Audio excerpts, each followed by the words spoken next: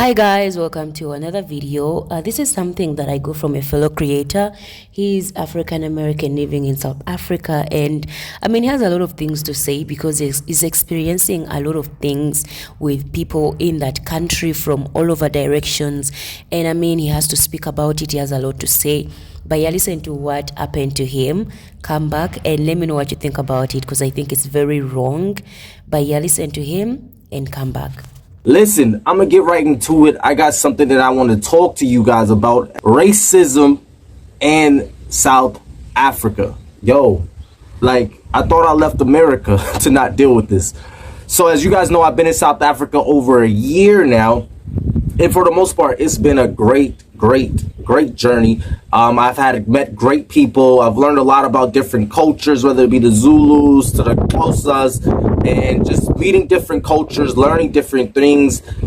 I will say majority of my time in South Africa has been a great experience. I was living in Johannesburg. I've relocated to Port Elizabeth. Now, Port Elizabeth is a little different than Johannesburg. It's nice, it's quiet, it's peaceful, but it's just different. I'm gonna get right into it and let you guys know my problems with Port Elizabeth. Okay, so listen, here in Port Elizabeth, I'm staying in Mount Pleasant. Mount Pleasant is an area where it is majority, whites. And you have a few blacks here and there in Mount Pleasant. It's a pretty nice area. And so my first incident was when I went to a local bar here in Mount Pleasant, where it's majority of white people that go to this bar. And I went there to get a drink, so I sat outside in the area and was waiting for the server to come get me drinks.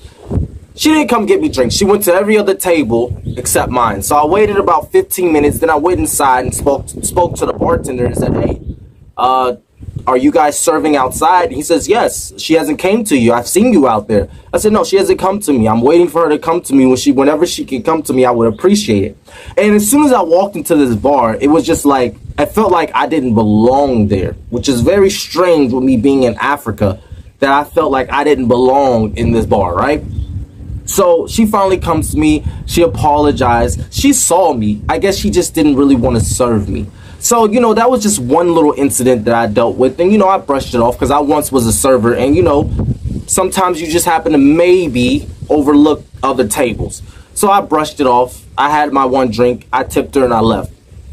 So now about 2 days ago, I went to this Chinese shop where they sell, bread, drinks, whatever, chips, whatever you want to get from there. So I was there trying to buy myself some candy.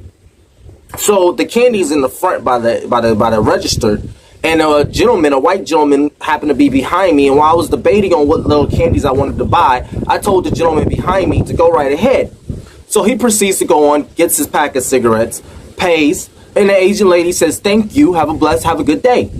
So then I finally grab my candy, and she's just looking at me, whatever. Give her my candy, and I proceed to pay. And then she turns, and when I get my change back, she drops it on the counter, and that's fine. So after I grab my change and I'm about to make my way out, I was just waiting on a "thank you, have a good day." So I looked and I said, "Oh, I can't get a thank you." She goes on and says, "I don't need your money." What? I'm like, "What do you mean? I don't need your money. I don't care for you coming here." And I said, "So I can't get a thank you, and this is how you're going to talk to a customer, because I'm just asking to get the same treatment that you gave this gentleman in the store." So she says, "You know what?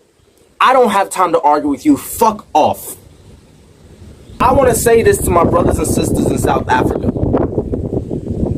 They say this is a rainbow nation, right? That is what they say, rainbow nation. What I'm noticing about this rainbow nation is that a lot of black people happen to be at the bottom of the rainbow. I see the Indians. I see the Chinese people. I see a lot of people doing better than majority of the black people. You do have a few black people here in South Africa that are doing good for themselves, but it's not enough. And what I've seen from living in South Africa is that the Chinese people and the Indian people don't really respect the black people. They don't respect the people of this land.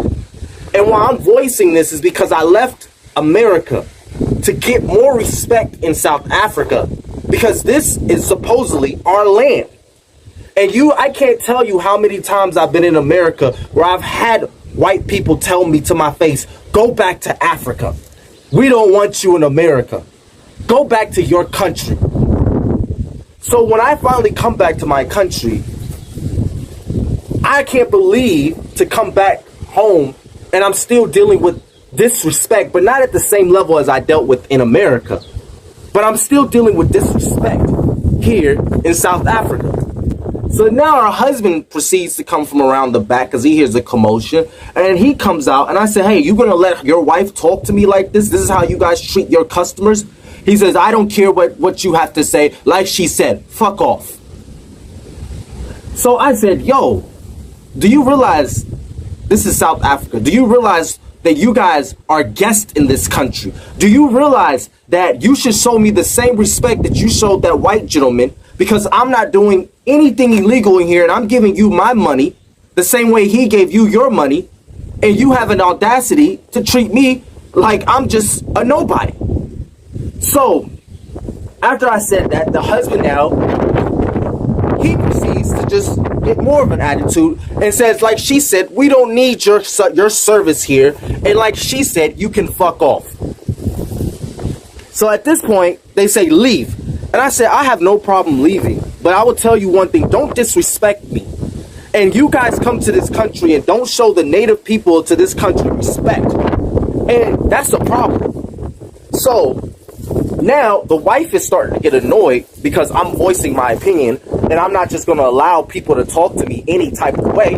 She proceeds to go to the front gate and tries to lock me in there, and she wants to now call the police and cause a big scene. So I told her, please don't lock me in here. I'm going to leave, but I'm just letting you guys know this behavior is not acceptable and that you guys are visitors in this country and you can go back to China if you're not going to show us respect. As you've seen the video, that is what happened to him. And it's really sad, disturbing that we have these groups of people that come into our continent and they want to like set up jobs, they want to create businesses and make money and kind of pretend to give African people jobs. But then when they come into our countries, they don't even respect the people that are the owners of the countries or the lands that they are setting themselves into.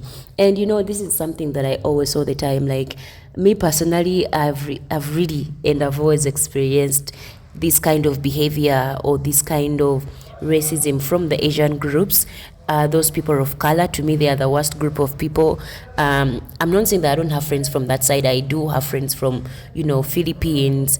But like, people of color are so delusional sometimes in their heads. I've shared videos also with Indians where they act like they are better than African people, but then you look at them and they're just like a shade lighter than you, and you're like, is this person okay? Is this person insane? But then we need to look into it as a global factor where the white media has always put itself on top, and you know, other light-skinned groups of people in the middle, and then us as a people down, because they know they cannot put us even in the middle, because when they do, we can catch up to them and do better, because we are better than them in most of the things.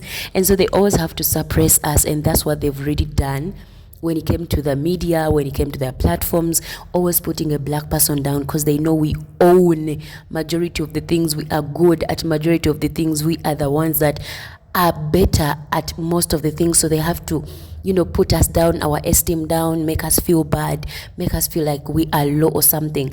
But it's not really the reality. But then to this brother, an Asian person telling you they don't give a F about you in South Africa, a country of black people, is insanity. But still, they know they can say those things and he can't do anything about it, because they know the law will always be on their side. I mean, in African countries, when a person of another nation, especially from European countries or, you know, the States, when they do something, the police or the government is always going to be on their side, like, oh, maybe you provoked them, maybe you did something. And even if maybe the brother expected a kind of treatment because, you know, he felt like he needed to get it, but it's not something that I think he should have took to heart. If these people didn't want his money, he could just leave, right? And yeah, I know it sounds kind of insensitive and not good, but if someone doesn't want you in their shop, like, why are you giving them money? Why are you making them rich? Why are you proving a point?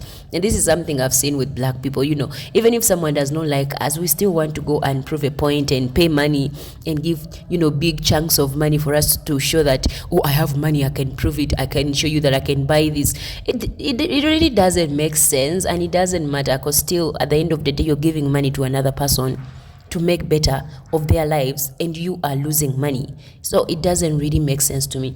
I also had videos where they talked about Oprah, where she went to a certain place in London. They didn't know who she was, and because they didn't know who she was, she had to almost buy half of the shop. I was like, are we okay as black people? Is something wrong with us? Do we have a problem in our heads? Like, it's just crazy. And there's also another video of this Asian woman and a Chinese woman that was stopping an African man from accessing his own property because she felt like it wasn't okay for a black man, an African man, to be in that area or in that place where she was at, and she's not even a part of the owners of the building. Like, can you imagine that kind of entitlement? People feeling like they are the only ones supposed to be in certain spaces. When they see a black person, when they see black people, they're like, are they even supposed to be here? Are they even okay? Are they legal? Are they in the right hands? Like, that's so hilarious. Guys, this is what happened. There's no solution. You are going to go to jail today. You've held me here. You won't let me go. They begged you. They told you. You will see. Next time, you keep your mouth shut. You won't go to random people and try and be racist. That we can pass through instead of. What do you mean by up at the top? Look at, she even has chlamydia in her mouth. Look at the thing. Look at the thing. She's obstructing. Look at, she has chlamydia in her mouth, and she's. You need to go. You can't do this. Watching. You are harassing him. No, you are. You can see. See. You cannot leave. You can block me again. You're gonna be famous. These Chinese people don't learn. Can you just... I'm trying to, but she's blocking me. Okay. Listen, you need to let him pass you.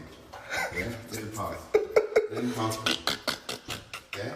You need to let him pass. Because I'm going to see if it's a more of This is kidnap. Like, you are obstructing. What is this? What is wrong? One thing for sure, these people mastered the art of no embarrassment. Because tell me why you're blasted, you're busted, but you're still there standing and stopping someone from leaving or entering or accessing amenities in a hotel, in a place that you also are renting at, that you also left your house to come and live at. Let's say if it's an apartment, you are paying the same rent as this person living in that place. So it's just crazy, the entitlement these people have. And I don't understand why the staff would come and still be okay with the situation, because this would have escalated, like, seriously, if it was the other way around. It would be very different. But still, it shows how we are in a society. And I mean, we really have a long way for us to fight for ourselves. But still, I do like that we get to expose these ridiculous people, these racist people that feel like they are the only ones that belong in good places or in good things or in anything luxury, And these are the same people that say that, oh, black people are always talking about racism. They like talking about these things. But we still see them happen today. We still see them happen today in 2024. Just like a video I'm going to talk about of a black teen that was just walking, and he was being stalked and harassed by a group of white men in 2024. And people say we are a problem. People say we are a problem. Shame on these people. Shame on them, really. Yeah, guys, let me know what you think about this. I just want to send love to, the brother in South Africa that, live your life and just, stand on your ground. Don't let these people put you down, but still don't give them your money. Guys, don't give money to people that don't respect you. I don't do that, whether you're black, white, blue, yellow, whatever. I do not give my money and respect to people that do not give me that same respect, especially when it comes to me in person. Yeah, guys, thanks for watching. I will see you in the next video.